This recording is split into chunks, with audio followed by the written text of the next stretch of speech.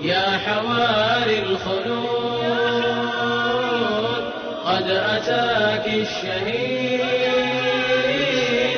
فافرش الأرض وردا وامنحيه السعود قد أتاك أبيا ثابتا وصمود. Kisah Zulqarnain tercantum di dalam Al-Quran surat Al-Kahfi. Adapun asbabun nuzul surat ini adalah ketika orang-orang Quraisy mengutus Nadir bin Haris kepada orang-orang Yahudi Madinah untuk membuktikan kerasulan Nabi Muhammad SAW. Sesampainya Nadir bin Haris di Madinah menemui rohib-rohib Yahudi untuk mendapatkan petunjuk dari mereka. Rohib-rohib Yahudi itu berkata kepada Nadir bin Haris, "Tanyakan kepada Muhammad 3 hal ini. Jika ia mampu menjawabnya, ia adalah seorang nabi. Jika ia tidak bisa menjawabnya, berarti dia bukan nabi. Tapi jika ia menjawabnya dengan sangat lengkap, dia juga bukan nabi." Aneh sekali bukan? Kalau Rasulullah SAW dapat menjawabnya dengan lengkap, justru beliau bukan nabi. Apa saja pertanyaan itu? Pertama, tentang pemuda yang bersembunyi di dalam gua. Kedua, tentang raja yang berkelana dari barat sampai timur. Ketiga, tentang ruh. Ketika Nadir bin Haris menemui Rasulullah SAW dan menanyakan 3 hal ini kepada Rasulullah SAW, beliau berkata, "Aku akan menjawab pertanyaan kalian ini besok." Rasulullah SAW mengatakan besok tanpa insya Allah, sehingga jawaban yang dijanjikan tidak juga kunjung datang hingga 14 hari lamanya. Barulah Jibril turun membawa wahyu kepada Rasulullah SAW. Allah Subhanahu wa Ta'ala pun menegur Rasulullah bahwa suatu saat nanti kalau berjanji kepada orang, hendaknya Rasulullah mengucapkan insya Allah. Jibril membawakan wahyu kepada Rasulullah SAW, yaitu surat Al-Kahfi tentang pemuda yang bersembunyi di dalam gua, dan akhir surat Al-Kahfi tentang Zulqarnain yang membangun tembok Ya'juj dan Ma'juj, serta surat Al-Isra ayat 85 tentang ruh. Dari asbabun nuzul ini kita bisa mendapati kesimpulan mengapa kisah Zulqarnain dan Ashabul Kahfi tidak lengkap, karena memang Allah Subhanahu wa Ta'ala buat tidak lengkap. Hal ini sudah diketahui oleh orang-orang Yahudi di zaman sebelum Rasulullah SAW diutus. Orang-orang Yahudi tahu bahwa Zulqarnain benar-benar pernah ada, namun sejarahnya hanya sedikit yang mengetahuinya, dan tetap menjadi misteri yang hanya Allah Subhanahu wa Ta'ala yang mengetahui kisah lengkapnya. Siapakah Zulqarnain ini? Ada orang yang berpendapat bahwa Zulqarnain adalah Alexander the Great. Kami katakan itu tidak benar dan terlalu jauh. Perbandingannya seperti langit dan sumur bor. Alexander adalah orang kafir, dan terlebih lagi Alexander itu seorang homo, suka sesama jenis. Kami mengutip dari hipway.com. Alexander itu punya pacar cowok, yaitu bodyguardnya sendiri sekaligus jenderal perangnya, bernama Hephaestion. Saking cinta matinya Alexander dengan pacar cowoknya ini, ketika Hephaestion tewas, Alexander jadi depresi dan akhirnya mati gara-gara patah hati. Mana mungkin Zulqarnain, seorang raja yang sangat soleh di dalam Al-Quran dijelaskan seperti itu, mempunyai sifat seperti Alexander the Great ini yang suka dengan laki-laki. Itu sesuatu yang sangat bertentangan sifatnya. Masih banyak lagi teori-teori aneh tentang siapa Zulqarnain ini yang kita tolak karena tidak masuk akal. Kita ambil saja pendapat para ulama yang lurus. Teori-teori aneh kita buang jauh-jauh ke laut. Dalam kitab Al-Bidayah wan Nihayah, Ibnu Katsir disebutkan Zulqarnain hidup 2000 tahun sebelum Alexander the Great, sezaman dengan Nabi Ibrahim alaihissalam. Adapun nama aslinya ada beberapa pendapat yang berbeda. Ada yang mengatakan namanya adalah Abu Bakar al-Himyari. Ada juga yang mengatakan Abdullah bin Ad-Dhahhak. Ada pula yang mengatakan Mus'ab bin Abdullah dari keturunan Kahlal bin Saba. Wallahu alam mana yang benar.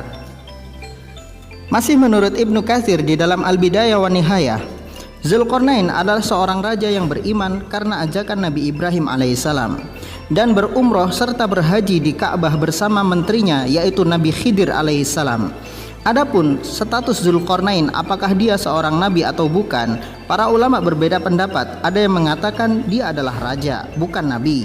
Ada yang mengatakan dia adalah raja sekaligus nabi seperti Nabi Sulaiman alaihissalam. Menurut Syekh Abdul Aziz bin Baz, Zulkarnain adalah nabi karena dia mendapatkan wahyu dan perintah dari Allah Subhanahu wa taala. Dan menurut kami pendapat bahwa Zulkarnain adalah seorang nabi adalah yang paling kuat. Wallahu a'lam bishawab. Mengenai julukan Zulkarnain, mengapa dia diberi gelar pemilik dua tanduk? Ada yang mengatakan bahwa Zulkarnain mempunyai ikat rambut seperti dua tanduk. Ketika ia berdakwah menyeru manusia beribadah kepada Allah Subhanahu wa taala, orang-orang memukul tanduk ikatan kepala yang kanan, kemudian ia meninggal. Lalu Allah bangkitkan dia. Kemudian ia berdakwah lagi dan orang-orang memukul tanduk ikatan rambut yang kiri, kemudian ia meninggal dunia. Lalu Allah hidupkan lagi. Selanjutnya Allah Subhanahu wa taala berikan kepadanya kerajaan yang sanggup menguasai barat sampai timur. Pendapat ini dipegang oleh Ibnu Jarir At-Tabari. Namun ada juga ulama yang berpendapat bahwa Zulkarnain adalah julukan, bahwa dua tanduk yang dimaksud adalah tanduk bumi bagian barat dan tanduk bumi bagian timur. Artinya Zulkarnain adalah pemilik tanduk barat dan sampai tanduk timur. Dan itulah kerajaan yang dikuasai oleh Zulkarnain ketika ia berjaya di masanya. Dan kami memandang pendapat yang kedua ini adalah yang lebih kuat karena didukung oleh banyak ulama. Di dalam Al-Quran, kisah Zulkarnain disebutkan sangat singkat sekali. Namun kita bisa melihat betapa hebatnya dia pada masa kekuasaannya. Setiap negeri yang ia datangi, ia taklukkan dengan izin Allah Subhanahu wa taala. Kemudian ia perintahkan seluruh manusia hanya beribadah kepada Allah Subhanahu wa taala semata, tidak menyembah kepada patung maupun berhala. Kisah Zulkarnain di dalam Al-Quran terhenti ketika Allah menyebutkan pertemuan Zulkarnain dengan sesuatu kaum yang hampir tidak bisa bicara. Mereka meminta agar Zulkarnain membuatkan tembok bagi mereka supaya terhalang dari Ya'juj dan Ma'juj. Kisah Zulkarnain ini Allah Subhanahu wa taala sebutkan di dalam Al-Quran. Mereka bertanya kepadamu wahai Muhammad tentang Zulkarnain. Katakanlah, aku akan bacakan kepadamu cerita tentangnya. Sesungguhnya kami telah memberikan kekuasaan kepadanya di muka bumi, dan kami telah memberikan kepadanya jalan untuk mencapai segala sesuatu. Maka dia pun menempuh suatu jalan, hingga apabila ia telah sampai ke tempat terbenam matahari, dia melihat matahari terbenam di dalam laut yang berlumpur hitam, dan dia mendapati di situ segolongan umat. Kami berkata kepadanya, "Hai Zulkarnain, kamu boleh menyiksa atau boleh berbuat kebaikan terhadap mereka." Berkatalah Zulkarnain, adapun orang yang aniaya, maka kami kelak akan mengazabnya. Kemudian dia dikembalikan kepada Tuhannya, lalu Tuhan mengazabnya dengan azab yang tidak ada taranya.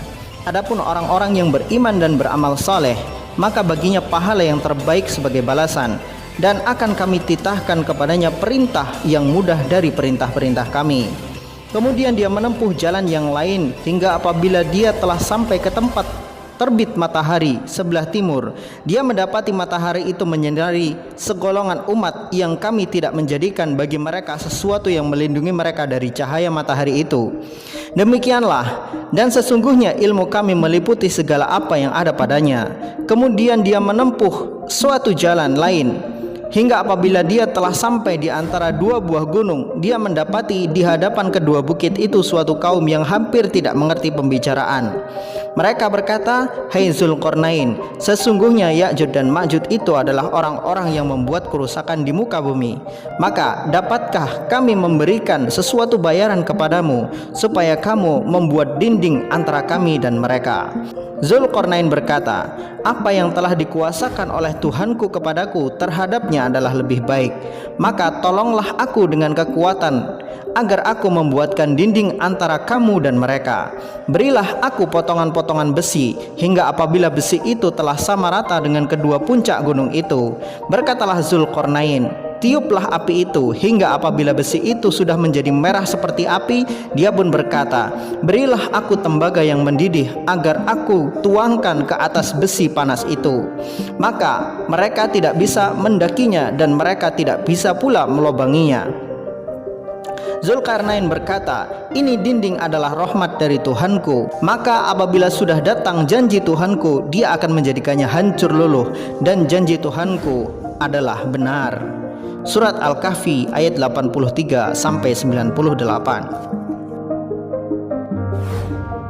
Ada orang yang bertanya, apakah tembok Zulkarnain adalah tembok Cina? Sekali lagi kami tegaskan, Ya'juj dan Ma'juj adalah makhluk yang dikurung di balik tembok Zulkarnain. Mereka akan keluar menjelang kiamat. Tembok Zulkarnain beserta Ya'juj dan Ma'juj tersembunyi dari manusia. Letaknya pun tidak ada orang yang tahu di mana. Mengatakan tembok Cina adalah tembok Zulkarnain itu terlalu mengada-ngada. Inilah yang kadang membuat orang-orang kafir menertawakan Islam, karena kadang ada klaim-klaim tertentu yang tidak bisa dibuktikan. Bisa dikatakan cocok logi antara orang Islam, sehingga orang-orang kafir menertawakan orang Islam. Kita meyakini tembok Zulkarnain itu benar-benar ada. Namun di mana letaknya itu bukan urusan kita. Kita hanya mengimani perkara yang tidak terjangkau oleh akal. Kita kembalikan kepada Allah Subhanahu wa taala apa yang tidak kita ketahui. Wallahu a'lam bishawab.